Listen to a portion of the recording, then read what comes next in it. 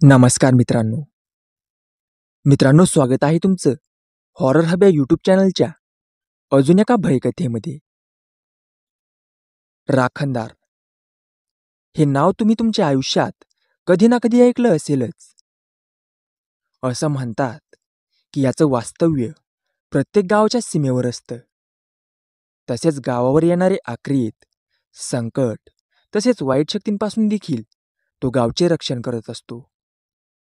गाववाल्यांच्या मनातही त्याच्याबद्दल आदर तसेच त्याचे शासन याची जरबही असते. लोक त्याला देवाचाच एक अवतार मानतात. अशाच एका राखणदाराची ही कथा आज आपण ऐकणार आहोत. कथेचं नाव आहे राखणदार आणि या कथेच्या लेखिका आहेत साक्षी भगत. तर सुरुवात करूया आजच्या कथेला.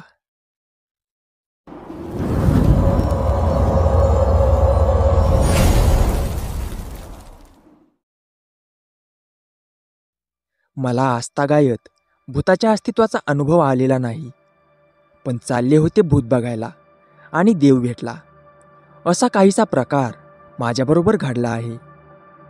मी जिथे राहते भोरेगाव भागवतवाडी, तिथे आमचं एक ग्रामदैवत आहे दंडोबा असं त्या देवतेचं नाव. दंडोबाच्या डोंगरावर ह्याचं स्थान आहे. हा देवता आमच्या वाडीतल्या सर्वच लोकांचं रक्षण करतो अशी धारणा इथे आहे असं आजी नेहमी सांगायची. माझे काका आणि बाबा भूत भविष्य या विषयावर चर्चा करत असत. आम्ही सगळी मुलं त्यांची चर्चा ऐकून भूत पाहण्यासाठी नेहमी उतावळे असायचो.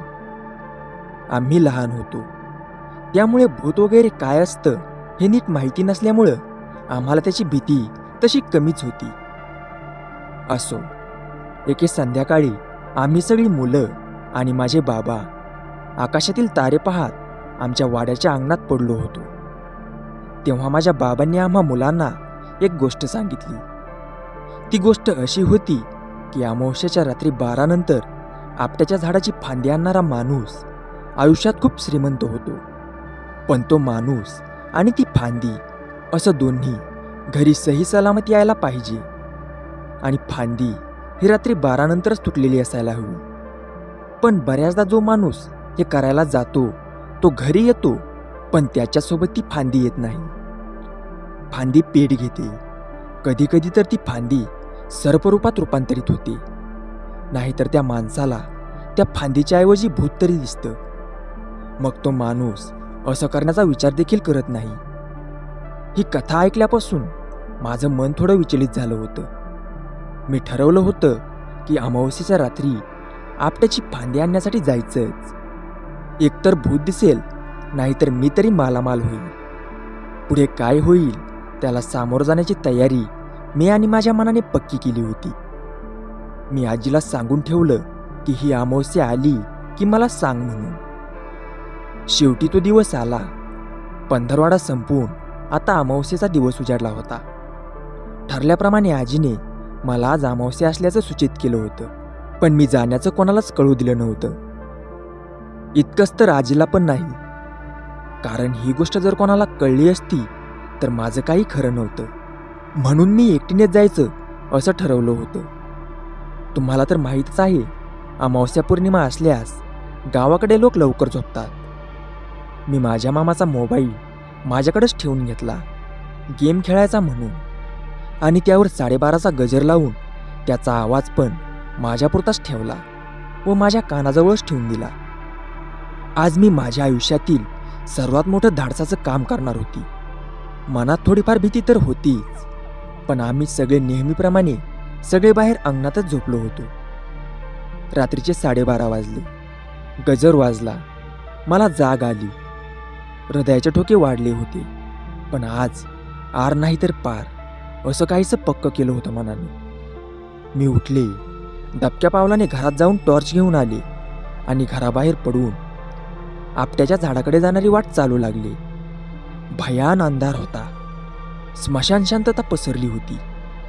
काळोख आणि त्याची साथ देणारा रातकिड्यांचा तो भयान हृदयस्पर्शी आवाज हृदय हेलावून हृदय पिळून टाकणारा होता. मी हळूहळू वाट चालत होते. अंधारात सगळं काही भयंकर दिसत होतं. घराबाहेर पडताना असणाऱ्या झाडावरील झोका देखील मनाला भीती दाखवत होता. मी हळूहळू आमच्या शेतातल्या रस्त्याने पावलं पुढे टाकत इकडे तिकडे बघत चालले होते. तेव्हा पाटाच्या पायवाटेवरून माझ्याशिवाय अजून दुसरं कोणीतरी चालत असल्यासारखं मला जाणवलं. मला मध्येच घुंगरांचा आवाज ऐकू येत होता. तो ऐकून पण मला धडकी भरत होती. क्षणभर तर वाटले की भूत आले की काय. मी खूप घाबरले आणि ते नक्की काय आहे हे पाहण्यासाठी मी माझ्या हातातली टॉर्च त्या दिशेने फिरवली. माझ्याकडे पाठ करून कोणीतरी व्यक्ती चालत होती. धिप्पाड देह, अस्सल मर्दानी बांधा, पिवळं धोतर, पांढरा सदरा आणि त्यावरून काळ्या रंगाचं अर्धवट बाईचं जॅकेट घातलेलं. डोक्यावर केसरी रंगाचा फेटा. त्या व्यक्तीचा रुबाब अजूनच उठावदार बनवत होता. त्या व्यक्तीच्या हातात एक काठी होती. तिला वरच्या बाजूला घुंगरू लावलेलं होतं आणि ती व्यक्ती चालू लागली की त्या घुंगरांचा आवाज माझ्या कानी पडत होता. मी टॉर्च मारल्यामुळे त्या व्यक्तीला मी त्यांच्या मागे आहे हे कळणं हे साहजिकच होतं. पण तरी ती व्यक्ती पुढे पुढे चालत होती. मी पण त्याच्या मागे मागे जातच होते. थोडा वेळ आम्ही दोघे चालल्यानंतर ती व्यक्ती अचानक थांबली आणि माझ्यावर करड्या आवाजात खेकसली. घरी जा, नाहीतर वाचणार नाहीस. तो आवाज खूप दमदार होता. एक रुबाब होता त्या आवाजात. मी घाबरूनच तशीच पळत सुटले. हे करड्या आवाजातील बोल ऐकून माझी तर त्रेधाच उडाली. मी तशीच घाबरून पळत सुटले. ते थेट घरी येऊनच थांबले. माझ्या धावपळीच्या आवाजामुळे बाबांनाच जाग आली होती. त्यांनी मला काय झालं ते विचारलं. तेव्हा मी क्षणाचा पण विचार न करता मी बाबांना स्पष्टपणे बोलले की ती आपट्याची फांदी आणायला गेली होती. असे म्हणताच त्यांनी माझ्या मुस्काटात खाडकन पेटवली. मी रडायला लागले. माझ्या रडण्याचा आवाज ऐकून आजी देखील बाहेर आली होती. आजीला पण आता माझे सर्व कारनामे कळले. पण आजीने मला न रागवता आजीने मला जवळ घेऊन समजावून सांगत नक्की काय घडलं ते विचारलं. तेव्हा मी घडली हकीकत तिला सांगून दिली आणि मी भूत पाहिलं हे देखील मी आजीला सांगितलं. मी त्या व्यक्तीचे वर्णन जशास तसे आजीला सुनावले व ते ऐकून आजीने प्रेमाने माझ्या डोक्यावरून हात फिरवून हसत ती म्हणाली की बाळ, ते भूत नव्हतं, तो आपला दंडोबाराया होता. रोज रात्री तो आपल्या वाडीभोवती फेऱ्या मारत आपले रक्षण करतो. संपूर्ण वाडीचे रक्षण तो करतो म्हणून आपल्या वाडीतल्या लोकांना कशाचीही भीती नाही. आणि तू पण केवळ त्याच्या कृपेमुळेच वाचलीस. तो केवळ भाग्यवंतांनाच दिसतो. हे ऐकताच मला माझ्या आयुष्याचे सार्थक झाल्याचे वाटू लागले आणि तेव्हापासून भीती जणू मरूनच गेली माझ्यातून. जगणं काय आणि मरणं काय माझ्यासाठी दोन्ही जणू समानच राहून होते. आता मात्र माझ्या हातील भीती आत्ता नष्ट झाली असावी, जणू असंच काहीतरी.